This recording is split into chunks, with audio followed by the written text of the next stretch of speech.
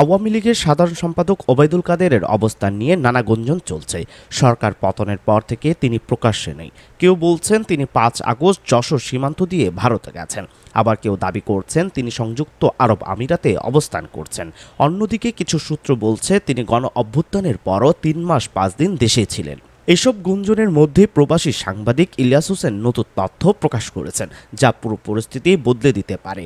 সোমবার সকালে নিজের ভেরিফাইড ফেসবুক পেজে ইলিয়াস লেখেন, অত্যন্ত বিশ্বস্ত সূত্রে জেনেছি ওবায়দুল কাদের দেশেই আছেন। তাকে নিয়ে ছড়ানো গুজব পরিকল্পিত। এর আগে সামাজিক যোগাযোগ মাধ্যমে ওবায়দুল কাদেরের মৃত্যুর গুজব ছড়িয়ে পড়েছিল। কয়েকটি ইলেকট্রনিক গণমাধ্যমের নামে বানানো ভুয়া ফটোকার্ড ভাইরাল হয়, তবে তথ্য যাচাইকারী প্রতিষ্ঠান রিউমারি স্ক্যানার নিশ্চিত করেছে এসব ফটোকার্ড ভুয়া এবং কোনো গণমাধ্যম এ ধরনের সংবাদ প্রকাশ করেনি। এদিকে ভারতে আত্মগোপনে থাকা আওয়ামী লীগ নেতাদের ধারণা জটিলতা এড়াতে ওবায়দুল কাদের দিল্লিতে থাকতে পারেন। কলকাতায় আশ্রয় নেওয়া আওয়ামী লীগের অনেক নেতাই তার খোঁজ নিচ্ছেন, তবে কেউ কেউ বলছেন তিনি কয়েকবার সীমান্ত পার হওয়ার চেষ্টা করেও ব্যর্থ হয়েছেন, ফলে তার সঠিক অবস্থান এখনও নিশ্চিতভাবে জানা যাচ্ছে না।